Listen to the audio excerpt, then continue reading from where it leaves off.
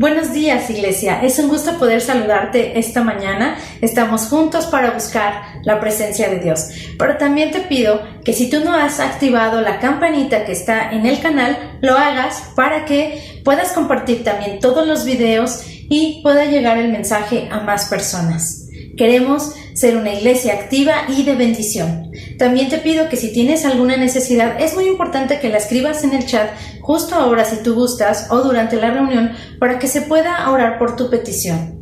Recuerda que somos una iglesia en Cristo y tu necesidad también es nuestra necesidad. Ahora te invito a que abras tu corazón, tu mente y puedas conectarte en la presencia de Dios.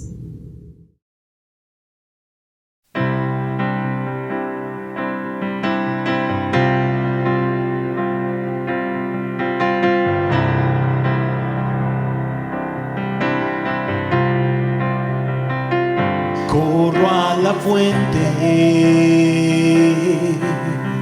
de mi salvación, busco la fuente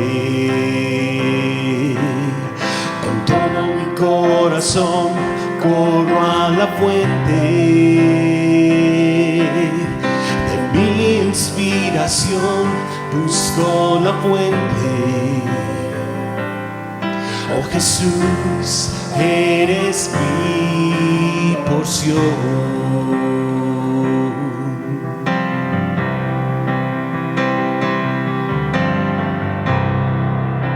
Te necesito, Dios, mi alma tiene sed de ti. Tú que sacas de la peña aguas para mí, cambias mi desierto en ríos, calmas toda tempestad. Tú que eres mi refugio y me sostiene tu verdad. Corro a la fuente de mi salvación, busco la fuente con todo mi corazón. Corro a la fuente de mi inspiración, busco la fuente. Oh Jesús, eres mi porción.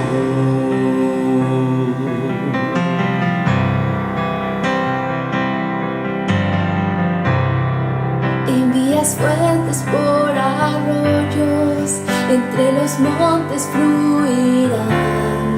Es un sonido de alabanza que en Sión te cantará. De la peña sacas fuentes y tu pueblo beberá. Del pozo sacaremos aguas, tus aguas que nos hallarán. Corro a la fuente de mi salvación, busco la fuente con todo mi corazón. Corro a la fuente de mi inspiración, busco la fuente. Oh Jesús, eres mi porción. La peña fue herida para mí, tu agua viva corre a mí, tu vida vertiste en la cruz, mi Jesús. Corro a la fuente de mi salvación, busco la fuente con todo mi corazón. Corro a la fuente de mi inspiración, busco la fuente. Oh Jesús, eres mi porción. Te necesito, Dios. Te necesito, Dios. Mi alma tiene sed de ti. Tú que sacas de la peña aguas para mí. Cambias mi desierto en ríos, calmas toda tempestad. Tú que eres mi refugio y me sostiene tu verdad. Corro a la fuente de mi salvación, busco la fuente. Con todo mi corazón corro a la fuente de mi inspiración, busco la fuente. Oh Jesús, eres mi porción. La peña fue herida para mí, tu agua viva corre a mí, tu vida vertiste en la cruz, mi Jesús. Corro a la fuente de mi salvación, busco la fuente. Con todo mi corazón corro a la fuente de mi inspiración, busco la fuente. Oh Jesús, eres mi porción.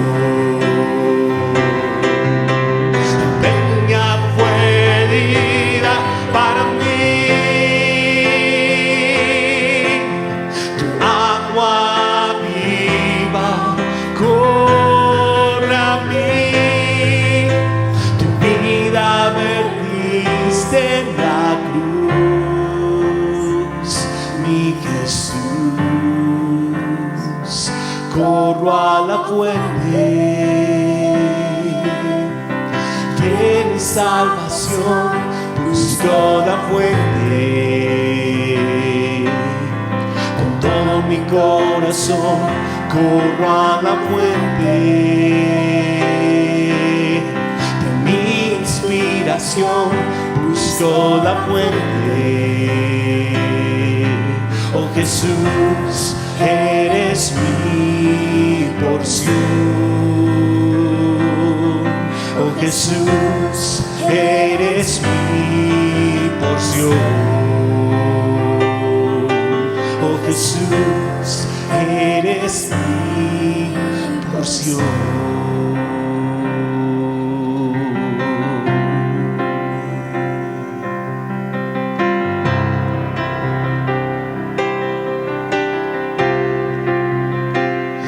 Eres mi porción, eres mi porción, eres mi porción.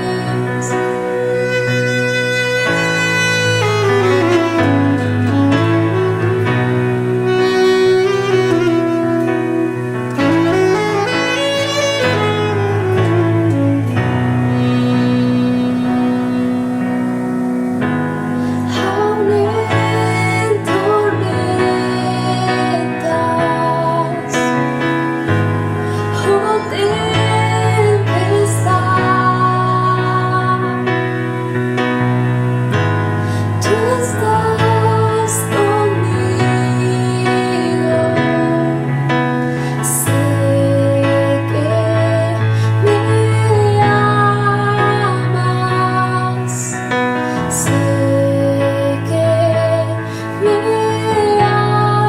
amas. Hoy me postro ante Jesús, viste tu sangre en la cruz, no hay otro amor igual. Él murió y resucitó, sobre la muerte venció, nada me separará. Hoy me postro ante Jesús, viste tu sangre en la cruz, no hay otro amor igual. Él murió y resucitó, sobre la muerte venció, nada me separará. El pelo rasgó, tu camino abrió, todo consumado es. El pelo rasgó, tu camino abrió, todo consumado es. El pelo rasgó, tu camino abrió, todo consumado es.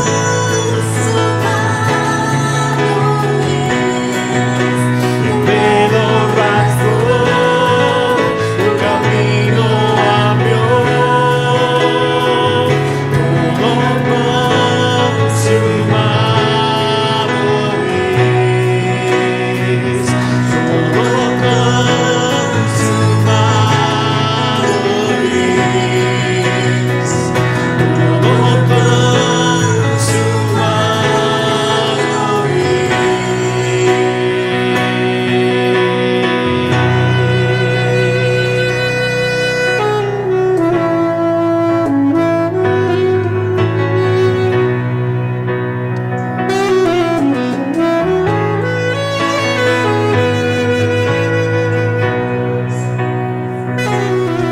consumado es, todo consumado es,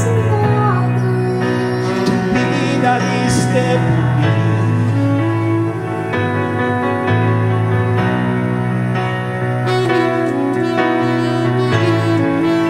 Abriste el camino al Padre. Puedo entrar confiadamente delante de tu trono de misericordia. Oh, gracias, Señor. Gracias, Señor.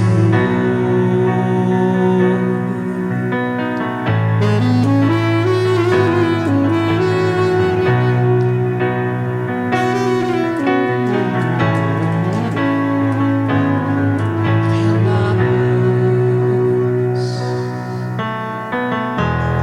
Hoy me postro ante Jesús, viste tu sangre en la cruz, no hay otro amor igual.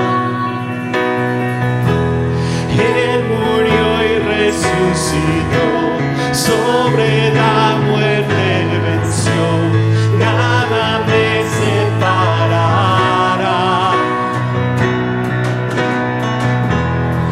Hoy me postro ante Jesús, viste tu sangre en la cruz, no hay otro amor igual. Él murió y resucitó, sobre la muerte venció, nada me separará. El pelo rasgó, un camino abrió, todo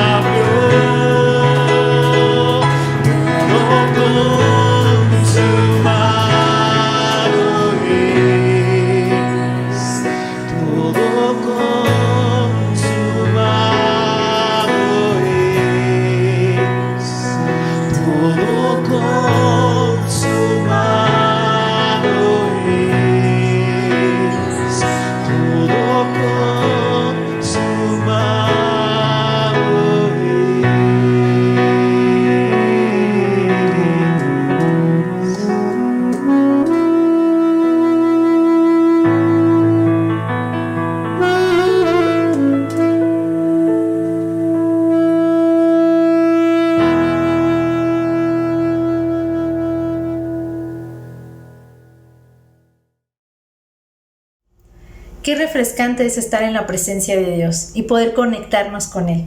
Y con esa misma actitud te pido que puedas apartar tus diezmos y tus ofrendas y sigamos conectados en la presencia de Dios. Te invito a que abras tu Biblia en Salmos 103 del 1 al 5 y podamos leer fuerte y con nuestro corazón lo siguiente. Bendice, alma mía, a Jehová, y bendiga todo mi ser su santo nombre. Bendice, alma mía, a Jehová, y no olvides ninguno de sus beneficios. Él es quien perdona todas tus iniquidades, el que sana todas tus dolencias, el que rescata del hoyo tu vida, el que te corona de favores y misericordias, el que sacia de bien tu boca, de modo que te rejuvenezcas como el águila. Dios puede rejuvenecernos y darnos nuevas fuerzas. Te invito a que declares las siguientes palabras que van a aparecer ahí en pantalla. Decláralo con todo tu corazón. Al dar mi ofrenda hoy, me regocijo en todas las bendiciones tan numerosas y milagrosas que Dios me ha dado. Más bendiciones que yo pudiera soñar, tener. Más bendiciones que yo merezco. Más bendiciones que puedo contar. Bendiciones sobre cada área de mi vida. Me regocijo. Dios quiere que nos regocijemos en sus bendiciones. Y nuevamente te vuelvo a hacer la invitación a que si tienes alguna necesidad, nos permitas conocerla para que podamos orar por ti. Gracias por estar atento y te pido que pongas atención a lo que Dios quiere hablar a tu vida. Buenos días, iglesia. Otra vez es un gusto saludarles y pues ¿qué tal? Ya casi acabamos con el mes de noviembre. Dentro de pues unos días ya va a ser diciembre, el fin de año. Qué increíble cómo ha pasado el tiempo, pues aún en medio de esta pandemia. Pues hoy yo quiero hablar con ustedes sobre las cosas pequeñas, la grandeza de lo pequeño. Es maravilloso cuántas cosas pequeñas existen en el mundo. Una de las cosas que a mí me llama la atención es la fotografía macro, que es cuando tomas algún objeto muy pequeño como una flor, un insecto, y le tomas una foto para sacar todos los detalles de ese objeto o esa cosa muy pequeña. Y es asombroso cuántos detalles hay en las cosas pequeñas. Y al pensar en esto, pues también yo quisiera hacerte una pregunta a ti. ¿Qué cosas pequeñas te han sorprendido o te llaman la atención a ti? Seguramente hay algunas cosas que te llaman la atención.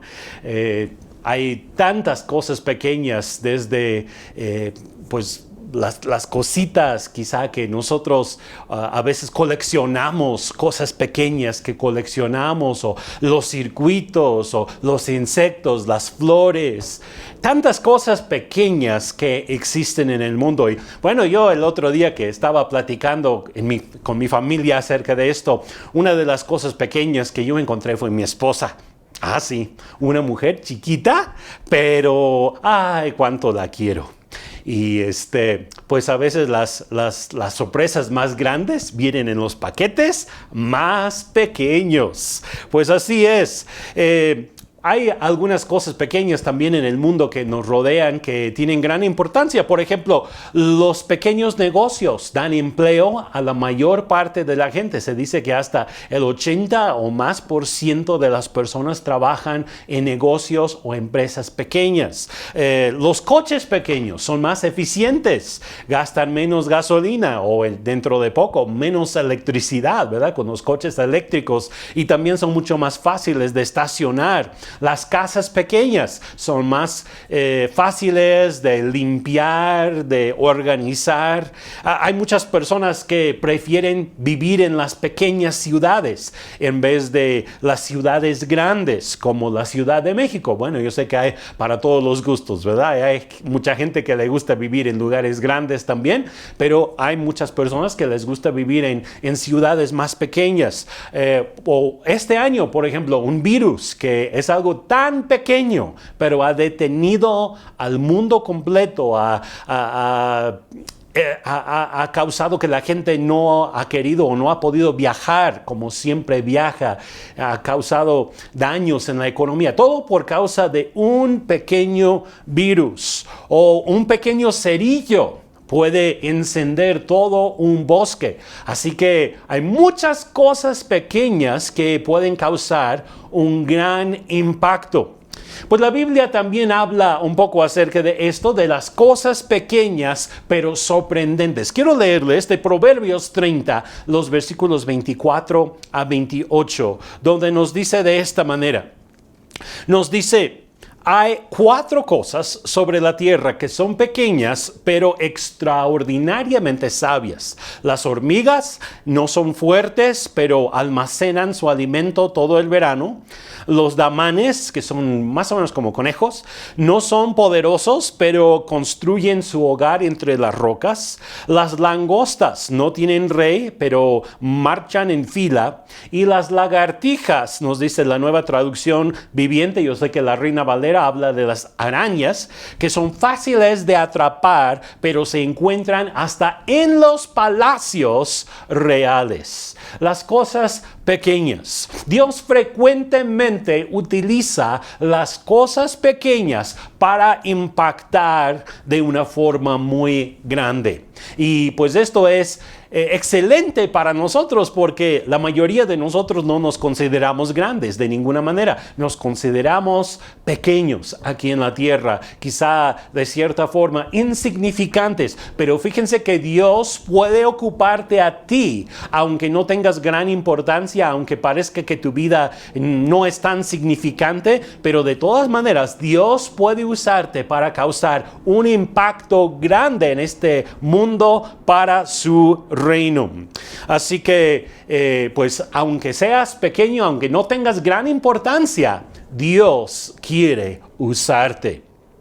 Otra pregunta que me gustaría hacerte hoy: ¿recuerdas algún relato bíblico en el cual Dios utiliza algo pequeño para traer un impacto grande? ¿O alguna persona pequeña para traer un impacto grande? Hay muchas historias en la Biblia, y vamos a examinar algunas de ellas en este día, de cosas o personas pequeñas, quizás sin gran importancia aparentemente, pero que Dios utiliza para traer un gran impacto en el mundo, para su reino. Dios generalmente ocupa cosas pequeñas para propósitos grandes. Por ejemplo, un hombre aparentemente sin gran significancia, sin un heredero, llega a ser el padre de las naciones. ¿De quién estamos hablando? Estamos hablando de Abraham. Abraham, pues nos comenta Isaías, cuando él habla de Abraham desde la perspectiva profética de Dios, dice esto, dice: escúchenme todos los que tienen esperanza de ser liberados, todos los que buscan al Señor, consideren la piedra de la cual fueron tallados, la cantera de la que fueron extraídos. Sí, piensen en Abraham, su antepasado, y en Sara, que dio a luz a su nación. Cuando llamé a Abraham, era un solo hombre, pero cuando lo bendije, se convirtió en una gran nación. Dios toma a un solo hombre, una sola pareja, Abraham y Sara. Y cuando parecía que ellos estaban solos, no tenían ni hijos, Dios los convirtió en una gran nación. Fíjense, Abraham, cuando Dios lo escogió, estaba viviendo una vida de idolatría. Posiblemente tú también, cuando tú llegaste a conocer al Señor, estabas viviendo en una vida pues pagana, una vida de idolatría, una vida quizás religiosa, pero religiosa lejos de Dios. Lo sacó del ámbito familiar, lo llamó a un lugar que solamente Dios le mostraría. Abraham salió sin saber ni siquiera a dónde iba, ni cuál iba a ser el propósito que Dios tenía para él. Y sin embargo, él confió en el Señor. Quizá tú estés pasando en este momento por un tiempo en tu vida en el cual no sabes ni qué es lo que viene por delante, ni qué es lo que vas a hacer. Pero te voy a decir algo: si tú pones tu fe en el Señor te va a guiar, te va a llevar hacia el destino que Él tiene para tu vida.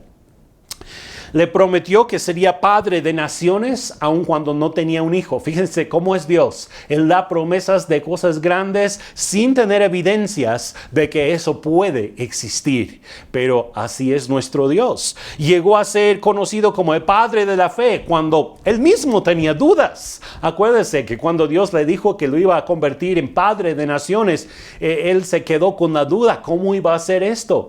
Y pues incluso él quiso tomar el asunto en sus propias manos y pues cumplir esa promesa en la carne en vez de esperar que Dios lo llevara al cumplimiento de esa promesa. Dios también escogió un bebé que había escapado de una sentencia de muerte 2 veces para llegar a ser el libertador del pueblo de Israel. ¿De quién estamos hablando ahora? De Moisés.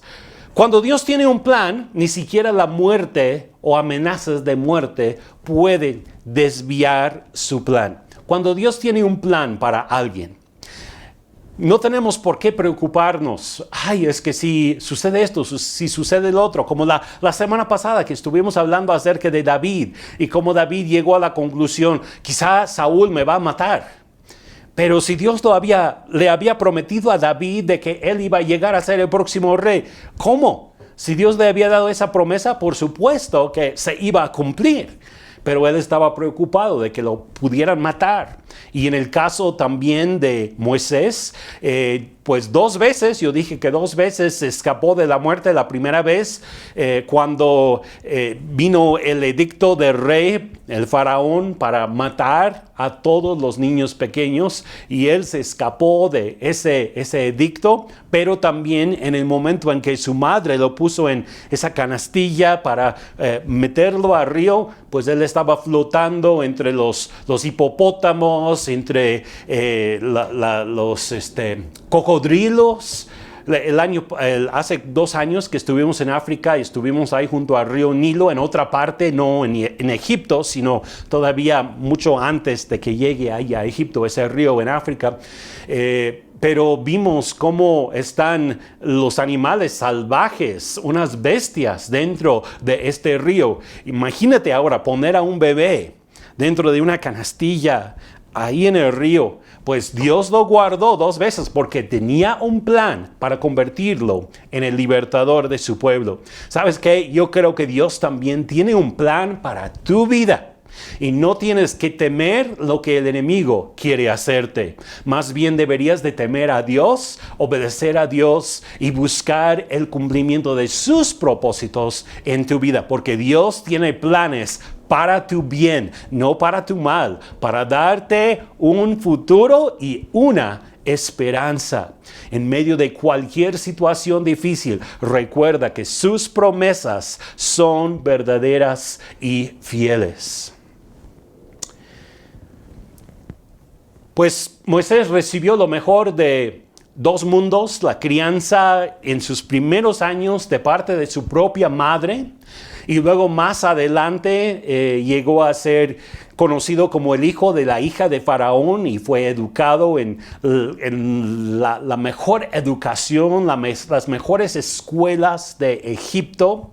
Así que Dios lo preparó de una forma sorprendente para los propósitos que tenía para él. Lo escogió y lo utilizó, lo llamó para liberar a su pueblo. Fíjense que él tenía 80 años de edad cuando Dios lo llamó para liberar a su pueblo. Nunca debemos de pensar que ya estamos demasiado grandes de edad para ser usados por el Señor. Dios esperó 80 años con Moisés para que él pudiera convertirse en el libertador del pueblo de Dios. Y es mi oración que Dios nos use a nosotros todos los días de nuestras vidas, aún desde la juventud, la niñez, pero hasta la vejez. Y si tú eres mayor de edad, recuerda que Dios también quiere usarte a ti. Lo hizo con Moisés. Lo convirtió en el líder del pueblo de Israel. Y también Dios utilizó algo muy pequeño ahí, una vara. Una pequeña vara. Y con esa vara Dios hizo milagros en la vida de Moisés. En varias ocasiones Moisés siempre llevaba esa varita. Y esa pequeña varita, algo pequeño pero sorprendente, porque fue utilizada para manifestar la gloria de Dios en el ministerio de Moisés. También encontramos en las Escrituras que habla de Moisés como el hombre más humilde o el hombre más manso sobre la tierra. No era así como que un líder prepotente que mandaba a todos, sino Moisés fue un siervo, fue un humilde siervo. Nos dice en Números 12, versículo 3, ahora bien, Moisés era muy humilde, más que cualquier otra persona en la tierra. Dios escoge a las personas pequeñas, las personas humildes, las cosas pequeñas que quizá nadie más escogería. Dios escogió tener en una ocasión un ejército mucho más pequeño en vez de un ejército más grande. Esto también es sorprendente. ¿Se acuerdan de la historia de Gedeón? Lo primero que encontramos en esta historia es que Gedeón era tímido y no estaba dispuesto a dirigir a un ejército a la guerra en contra del enemigo. De ninguna manera. Él estaba escondido en un lagar, porque el enemigo quería robar al pueblo de Israel constantemente, y él muy tímido, escondido en ese lugar. Pero ¿cómo le saluda el Señor? En Jueces 6, versículo 12, el ángel del Señor se le apareció y le dijo, guerrero valiente, el Señor está contigo. Lo vio como un guerrero valiente cuando él estaba escondido en un lagar, intentando guardar su grano de las manos del enemigo que los quería saquear a los del pueblo de Israel. Pero lo curioso sobre todo en esta ocasión es que Dios no solamente escoge a Gedeón, quien era muy tímido, y lo llama un gran guerrero. Al mismo tiempo Dios dice, yo no quiero un ejército grande. Esta misma historia, Dios reduce el ejército de Gedeón. Gedeón empezó con un ejército de 32,000 hombres de guerra. Y cuando Dios terminó seleccionando entre ellos, fueron solamente 300 hombres. Imagínense, ir de 32,000 soldados a 300. Pero Dios a veces escoge las cosas pequeñas, el ejército más pequeño, para traer la victoria más grande. Una pregunta más para ustedes el día de hoy. ¿Puedes pensar en algunas situaciones en las cuales es mejor tener menos? Por ejemplo, menos gente para ganar mayor terreno. O pueden pensar en situaciones naturales, situaciones espirituales también. Y al pensar en esto se me ocurre, por ejemplo, hay algunos hombres muy pequeños, los que montan a los caballos para las carreras, ¿verdad? Porque pesan mucho menos y el caballo puede ganar la carrera porque tiene que llevar menos peso encima. Eso sería un ejemplo. Quizá ustedes también pueden pensar en otros ejemplos de situaciones en donde es mejor tener menos o es mejor ser algo más pequeño o tener algo más pequeño para ganar más. Bueno, Dios utilizó también un bebé nacido en condiciones humildes para salvar al mundo. Ustedes saben de qué estoy hablando. Estoy hablando de Cristo Jesús. Escogió a una jovencita sin importancia en un pueblo no muy conocido para ser la madre del Salvador. Escogió la pequeña aldea de Belén, de Judea, para que ahí naciera Jesús. Nos dice en Miqueas 5, versículo 2, pero tú, oh Belén Efrata, eres solo una pequeña aldea entre todo el pueblo de Judá.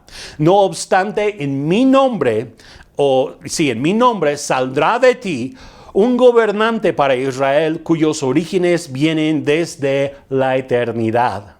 Dios escogió un pequeño pueblo sin gran importancia, Belén, para ser el lugar en donde nacería Cristo Jesús.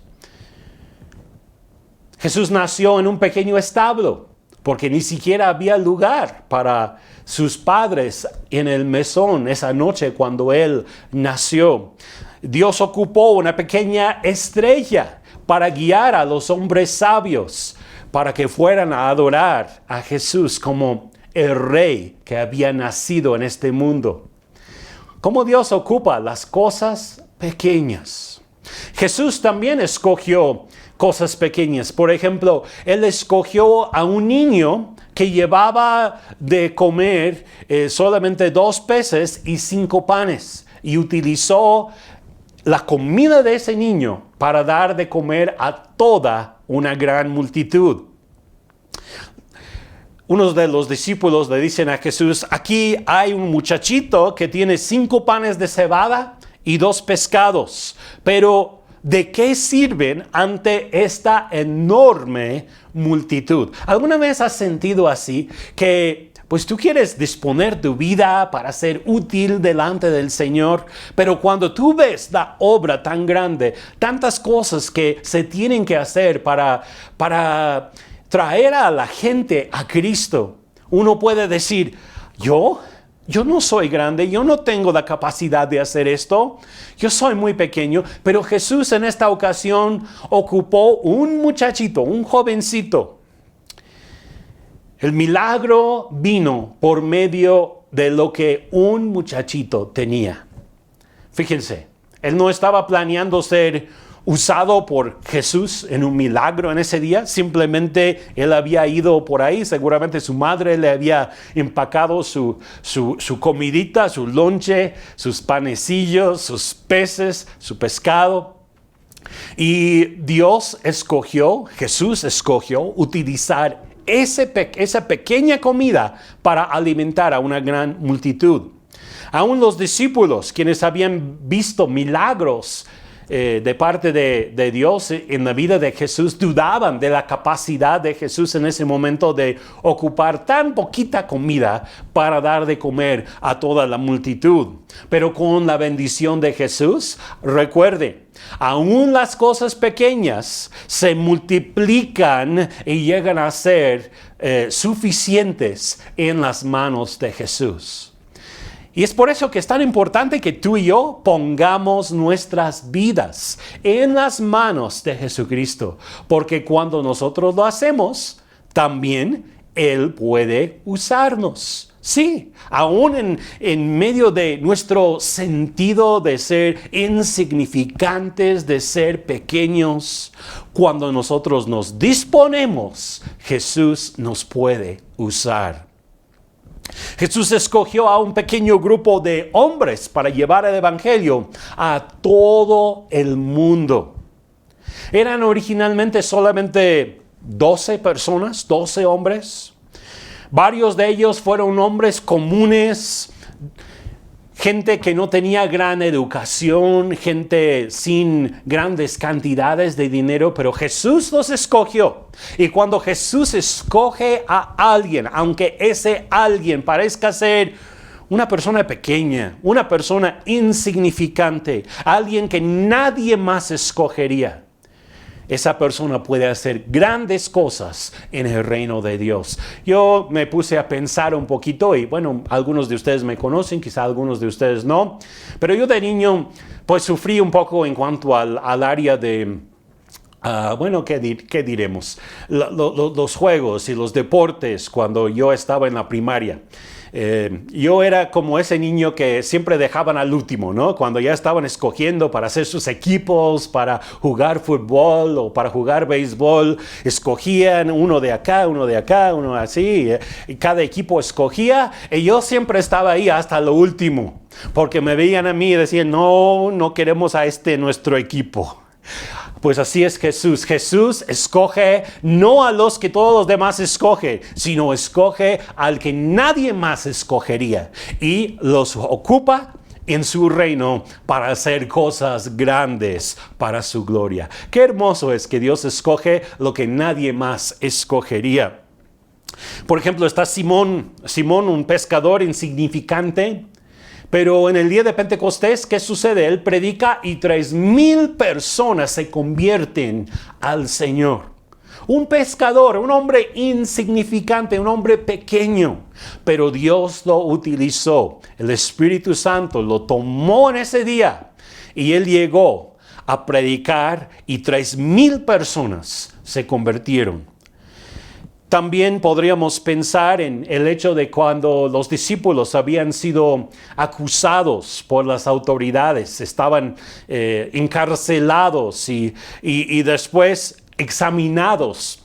Ahí en el libro de los Hechos, el capítulo 4. Fíjense que aún los líderes religiosos se dieron cuenta de algo en la vida de estos discípulos. Voy a leer el pasaje 4, Hechos 4, versículo 13. Dice, los miembros del concilio quedaron asombrados cuando vieron el valor de Pedro y Juan, porque veían que eran hombres comunes, sin ninguna preparación especial en las Escrituras. Fíjense, no eran doctores en la ley, no eran fariseos, no eran sacerdotes, eran hombres ordinarios que nunca habían tenido ningún tipo de entrenamiento religioso o entrenamiento en las Escrituras, y Dios los estaba usando de una forma poderosa. Eran personas pequeñas en comparación a los sacerdotes o los levitas o algún hombre reconocido entre el pueblo de Israel. Un pescador. ¿Qué nos va a enseñar un pescador? Pues cuando está lleno del Espíritu Santo y ha estado con Jesús. Eso también es importante, porque fíjense lo que dice lo demás de este versículo. Dice Hechos 4:13, la última parte, también los identificaron como hombres que habían estado con Jesús. Si tú has estado con Jesús, algo de Jesús se te va a pegar. Algo de su espíritu se te va a pegar y tú vas a poder hacer cosas que nadie más puede hacer, y vas a poder predicar con una autoridad que nadie más tiene.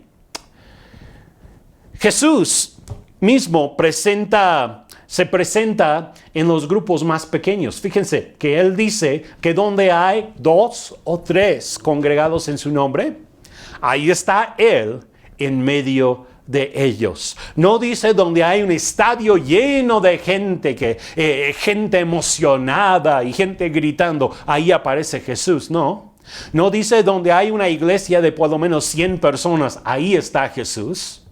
Fíjense que yo me pongo a pensar ahorita que a veces como seres humanos, aún oradores, pastores, gente que habla delante de las congregaciones, dice cosas como, sí, pues sí, podría yo ir a ministrar a tal lugar, pero pues son muy poquitos y no vale la pena. Si han escuchado o han quizá escuchado de alguien que así piensa, pues Jesús no piensa así. Para Él es importante estar en tu casa contigo el día de hoy. Si tú estás ahí, Jesús está interesado en estar contigo. Si son 2 o 3 que están contigo, ya es un lugar donde Jesús dice, esta es mi iglesia y yo quiero estar en medio de ellos. Dios también escogió la locura de una pequeña predicación para traer el impacto del evangelio a la humanidad. Tus palabras pueden hacer la diferencia en la vida de alguien. Una palabra de ánimo, levantando, edificando, puede cambiar el rumbo de la vida de alguna persona. Tus palabras pueden cambiar su destino eterno.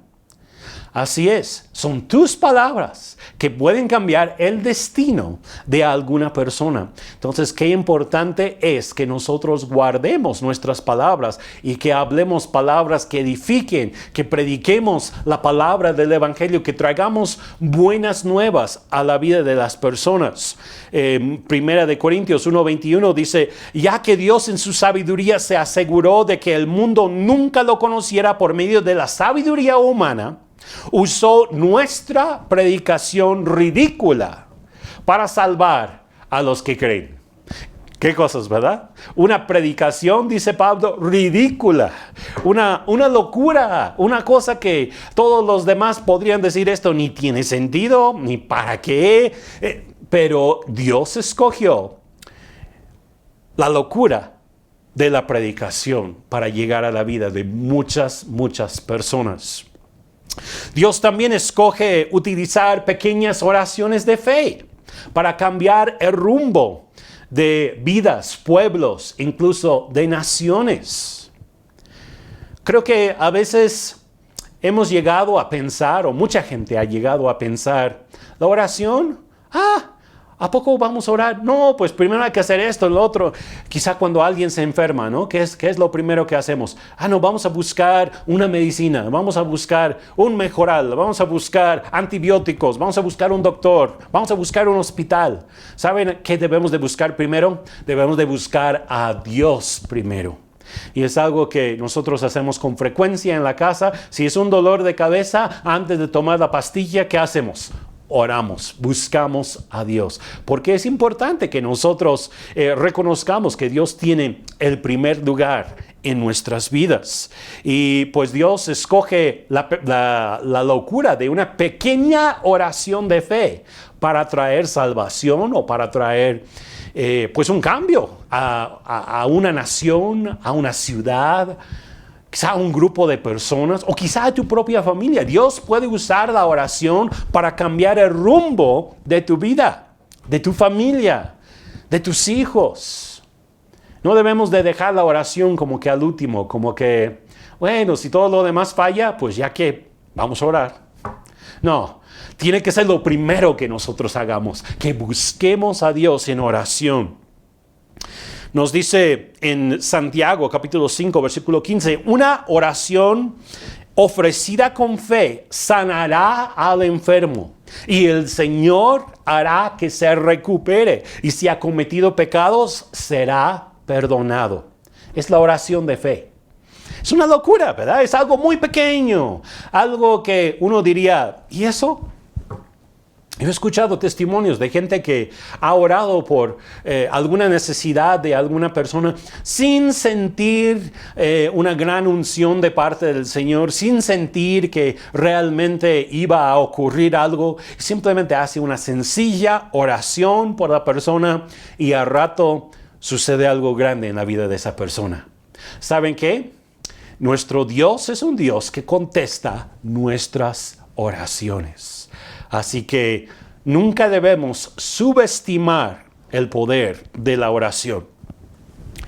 Ahora nosotros también podemos ser parte de una iglesia pequeña y a la vez alcanzar a muchos con el mensaje de la salvación y ser muy efectivos en lo que nosotros hacemos. Para mí esto es clave. Nosotros no tenemos que ser un grupo enorme de personas para lograr tener un impacto en nuestra ciudad o en nuestra sociedad. Son los grupos más pequeños que a veces son más eficaces porque podemos penetrar dentro de todas las áreas de la sociedad con el reino de Dios, con no solamente el mensaje del reino de Dios, sino con una vida que demuestra la eficacia del reino de Dios.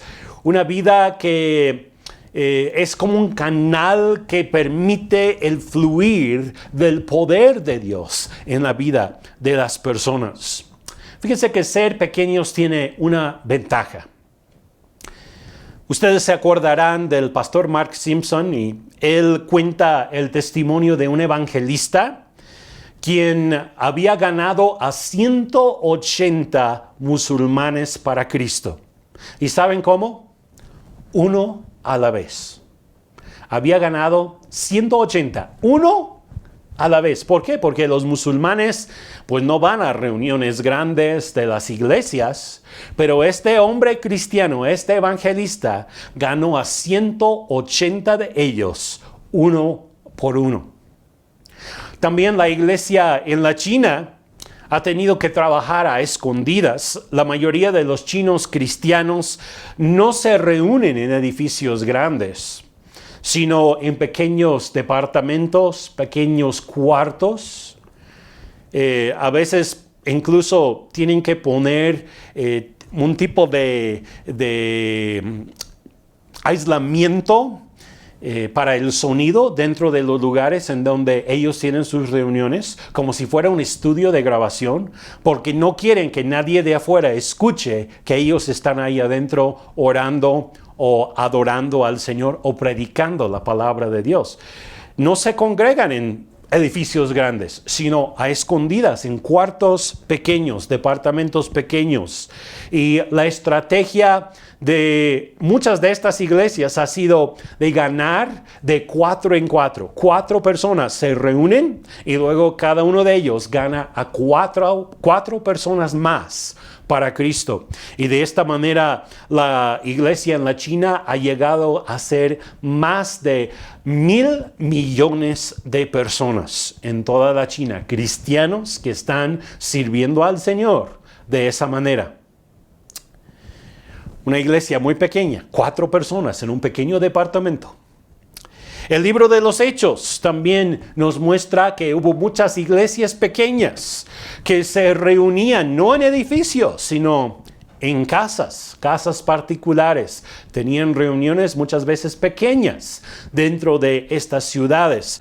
¿Se acuerdan que Lidia fue un instrumento que Dios utilizó en esa ciudad? Y cuando Pablo sale de la cárcel de esa ocasión, porque lo habían metido a la cárcel, porque había sanado a una muchacha que tenía un demonio, había echado fuera ese demonio de esa muchacha, y bueno, se levantaron las personas con enojo y demás, metieron a Pablo y a Silas a la cárcel, y nos dice que cuando salieron de la cárcel al otro día pasaron a la casa de Lidia para animar a los hermanos. En otras palabras, ya dentro de esa casa de Lidia se estaba predicando el evangelio. Era el lugar de la iglesia. No era un edificio en el centro de la ciudad, sino una pequeña casa. Pues ahora la pandemia también ha traído de nuevo el hecho a que, o más bien yo voy a decirlo de esta forma, la pandemia nos ha recordado el hecho de que nosotros debemos de poder trabajar también en grupos muy pequeños. Las iglesias pequeñas han tenido de alguna manera una ventaja en este tiempo de la pandemia, donde pues se limita la cantidad de gente que se puede reunir en un solo lugar a quizá 10, 15, 20, 25 personas nada más en un lugar, y muchas de las iglesias grandes no han podido tener sus reuniones con toda su gente porque es demasiada gente según las autoridades y pues las precauciones en cuanto a esta pandemia. Hemos tenido que volver a nuestras raíces originales de la iglesia en el libro de los Hechos. Aunque en algunas comunidades había muchos creyentes, muchas veces esos creyentes se distribuían en diferentes casas para tener sus reuniones y no se reunían en un solo lugar. Tu casa también el día de hoy ha llegado a ser una iglesia si es que hay 2 o 3 personas ahí contigo el día de hoy. Tú eres un ministro del Señor. Si tú estás ahí como padre de familia o madre en la familia y estás guiando a tu familia a buscar a Dios el día de hoy, Dios te ha escogido a ti para ser ese sacerdote para el Señor y guiar a otros hacia Él. Los esposos son los sacerdotes espirituales, llevando a sus familias en oración, adoración a Dios. Y tú puedes también incluir no solamente a tu familia, sino posiblemente a tus vecinos, quizá otra gente dentro de tu colonia. Yo creo que es algo en lo cual nosotros como iglesia debemos de estar trabajando en este tiempo. Podemos nosotros seguir invitando a la gente, quizá no a un edificio ahora, y quizá en algunos casos a nuestra casa, o quizá si no estás cómodo con eso o si sientes que eso no es muy seguro en este momento por la pandemia, pues invitarles simplemente a través de compartir el enlace a nuestros videos que estamos produciendo semana con semana para ayudar a la gente a buscar a Dios y proveer esa enseñanza bíblica. Así como nosotros invitamos a gente a las reuniones especiales de la iglesia, también podemos invitar a gente a ser parte de nuestras reuniones virtuales. Dios no diseñó la iglesia para habitar en edificios, sino para invadir a una ciudad, a una sociedad, a una comunidad con la luz del Señor Jesucristo. Para eso fuimos nosotros llamados. Y creo que, pues a través de los últimos años, ha habido algo de confusión sobre cuál es el propósito de la iglesia. Pensamos que Dios nos llamó fuera para que nos metiera a un edificio y ahí estuviéramos todos felices, todos seguros, conviviendo los unos con los otros. Pero tantas veces se nos olvida que hay un mundo de personas que necesita de lo que nosotros tenemos en el Señor. Y Dios no nos llama solamente a congregarnos en un edificio muy aparte de todos los demás en la sociedad.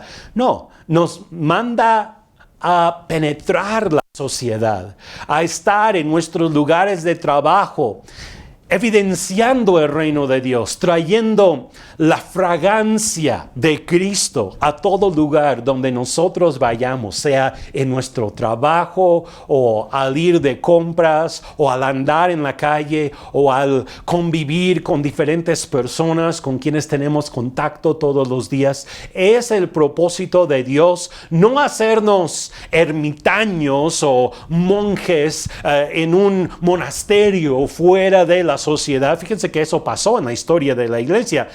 Muchas veces las personas que querían entregarse al Señor se apartaban totalmente de la sociedad. ¿Y qué pasaba con la sociedad? Pues la sociedad se pierde mientras la iglesia se aísla. Y Dios no diseñó la iglesia para eso. Nos diseñó para ser la sal de la tierra y la luz del mundo. Como dice el pastor Bill Johnson, no podemos normalmente no tomamos el salero y echamos la sal a un lado en nuestro plato, hacer un montoncito de sal ahí. No, ¿qué hacemos con la sal? Tomamos el salero y esparcimos la sal sobre toda la comida y se mezcla, y así es como le damos buen sabor. Así también los cristianos, los discípulos de Cristo, aunque seamos pequeños como esos pequeños granitos de sal, no debemos de estar a un lado dentro de una iglesia diciendo: nosotros somos los escogidos del Señor, nosotros somos los apartados, los santificados. Bueno, todo eso es cierto, pero ¿para qué nos escogió? ¿Para qué nos apartó? ¿Para qué nos limpió? Para esparcirnos entre la sociedad en nuestra ciudad, para que nosotros hagamos resplandecer su luz de Cristo en todo lugar en donde nosotros estemos. Así que no debemos de enfocarnos en nosotros mismos solamente, sino en nuestra comunidad. Ahora, también yo haría la pregunta el día de hoy: ¿qué visión podemos tener para el futuro de la iglesia? ¿Qué visión podemos tener para el futuro de la iglesia? Acuérdense, estamos hablando de cosas pequeñas, y al hablar de todas estas cosas pequeñas pero asombrosas, la forma en que Dios escoge un solo hombre como Abraham, un solo hombre como Moisés, y qué es lo que Dios hace con esas vidas, las cosas pequeñas. ¿Qué puede hacer Dios contigo? ¿Qué puede hacer Dios conmigo? ¿Qué puede hacer Dios con nuestra congregación? Yo sé que nos gusta pensar en una congregación quizá de miles de personas, y todo eso pues es hermoso, es algo que yo creo que Dios puede realizar dentro de nosotros, dentro de nuestra comunidad. Pero lo importante no es tener un lugar donde hay muchos congregados, sino es ser luz y sal en nuestra sociedad. Entonces mi pregunta para ti sería: ¿cómo imaginas tú el futuro de la iglesia? Piénsalo. Pues con esto de la pandemia nos hace recordar que pues Dios tiene un plan mucho más grande, mucho más, bueno, voy a decirlo así, diferente de lo que nosotros a veces nos imaginamos. Nosotros a veces imaginamos un edificio grande con, no sé, todos los ministerios y un grupo de gente que todos los días está haciendo esto, aquello. Pero ¿qué es lo que Dios ve para la iglesia? Es una duda, ¿no? Una duda que podemos tener. Y yo quiero hacerte la pregunta a ti también. ¿Cómo imaginas tú el futuro de la iglesia? Porque creo que es un buen momento para reevaluar quiénes somos, para qué hemos sido llamados. Ríos al desierto es el nombre que nosotros hemos adoptado, hemos tomado de una visión que Dios nos dio a nosotros, a mi esposa, a mí, desde hace más de 30 años ya. Ríos al desierto, ser ese río que lleva vida a las personas que están en nuestro alrededor. Y para hacer eso, bueno, hay muchas formas de hacerlo, ¿no? Pero mi pregunta es, ¿qué es lo que Dios ve para el futuro de la iglesia? También podríamos preguntarnos a nosotros mismos, ¿cómo nos imaginamos el futuro de la iglesia? Pues hay varias ideas de cómo será la iglesia del futuro y les voy a dar pues algunas de ellas. En primer lugar, pues es regresar cuando termina esto de la pandemia. No sabemos cuánto tiempo falta todavía. Están prediciendo algunos que no va a terminar totalmente hasta el 2022. Pues ya estamos casi llegando al 2021.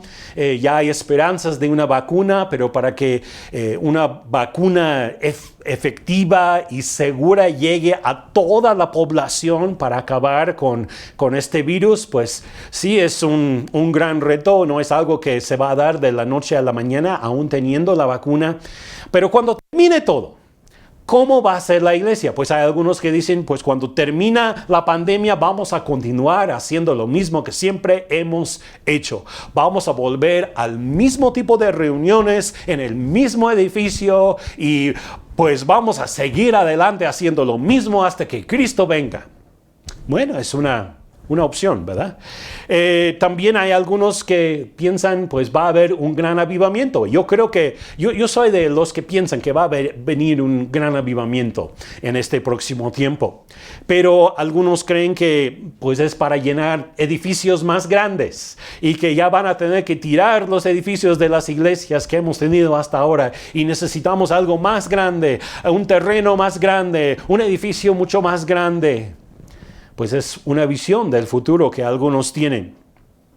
Ahora también otra posibilidad es una explosión de microiglesias que impactan a toda la ciudad como pequeñas células, como pequeñas iglesias donde se reúne la gente en todas partes de todas las colonias buscando a Dios.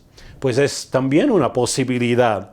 Tener influencia en muchas casas y muchas comunidades, muchas ciudades a través del uso de la tecnología, pues es algo que nosotros estamos experimentando aún el día de hoy. El uso de la tecnología ha explotado, ha multiplicado para alcanzar a las personas con la Biblia, con la palabra de Dios, con el Espíritu Santo, con la administración de Dios.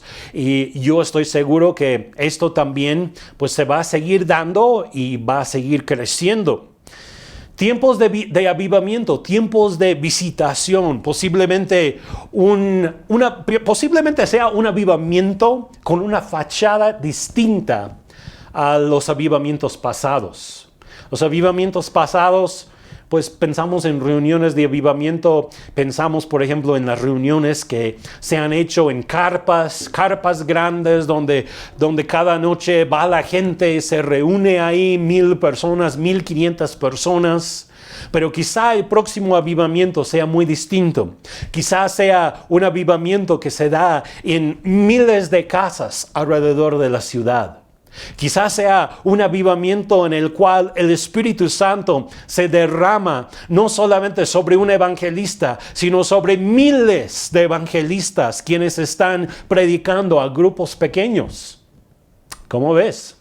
Pues son algunas ideas, algunas posibilidades, y yo creo que tenemos que examinar estas posibilidades con pues con la palabra de Dios, a la luz de la palabra, también en oración, buscando qué es lo que Dios tiene para nosotros como iglesia en este próximo tiempo. Yo estoy seguro de que muchos de los cambios que vienen sobre la tierra en este próximo tiempo van a afectar a la iglesia. Y nosotros tenemos que saber qué hacer.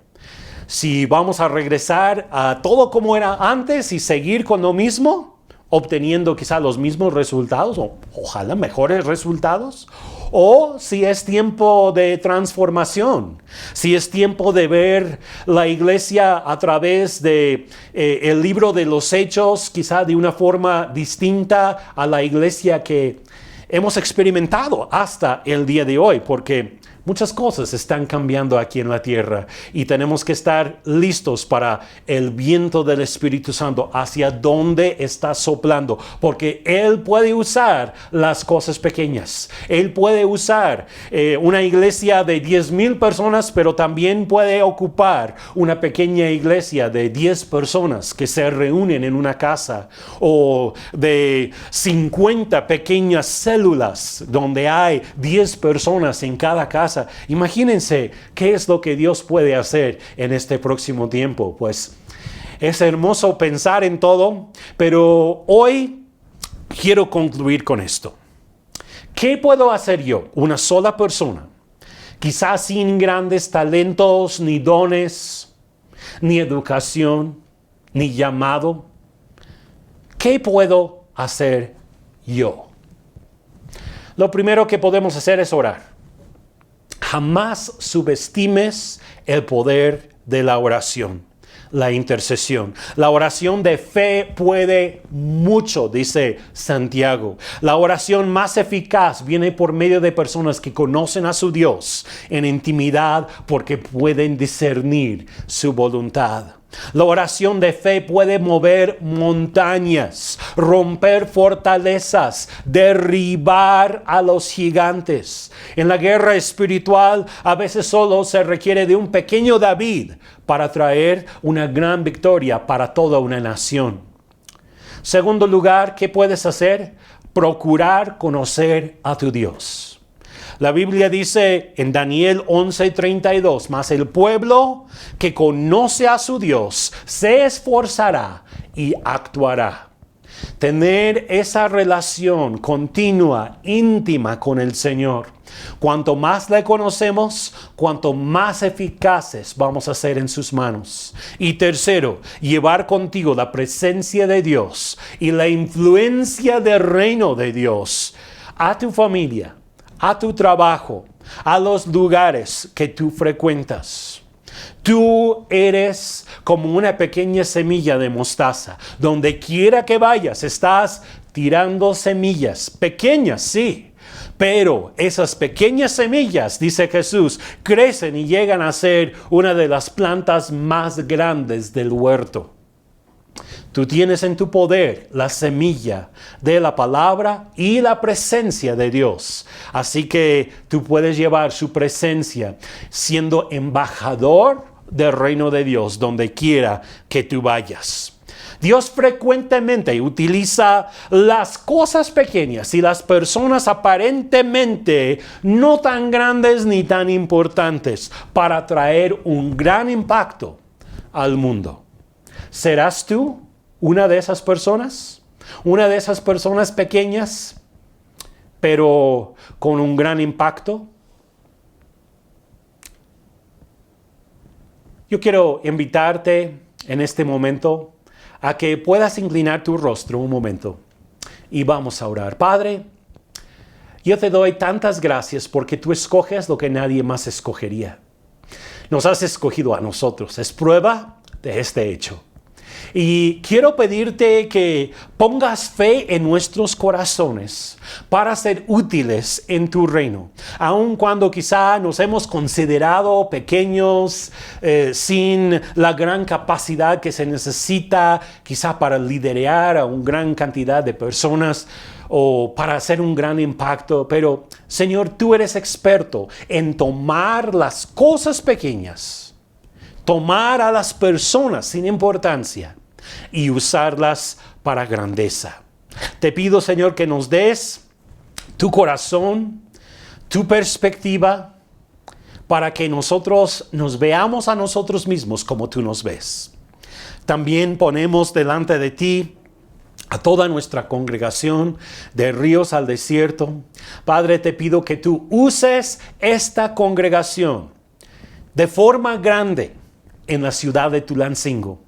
Señor, que tú derrames de tu espíritu en todos los hogares de las personas que están con nosotros el día de hoy. Que tú fluyas, Señor, que cada casa sea un faro de luz. Que cada persona sea como ese granito de sal que da sabor a la ciudad, transformación a la ciudad, trayendo un crecimiento a la ciudad para el reino de Dios. Señor, bendice a Ríos al Desierto, bendice a cada familia y también bendice nuestra ciudad de Tulancingo.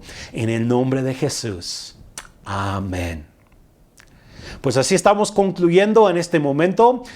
Pues muchas gracias por acompañarnos. Ha sido un gusto contar con tu participación, tu apoyo cada semana. Gracias por sintonizarte a este canal de YouTube. Y también muchas gracias por participar en el tiempo en el chat. Les amamos y estamos para servirles. Dios les bendiga grandemente. Que tengan una excelente semana.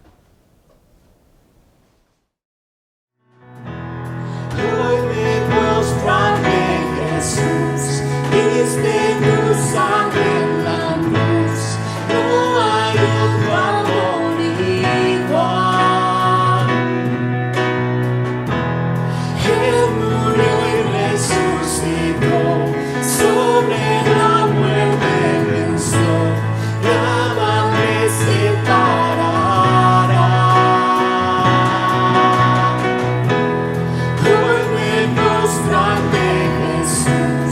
Viste tu sangre en la cruz, no hay otro amor igual.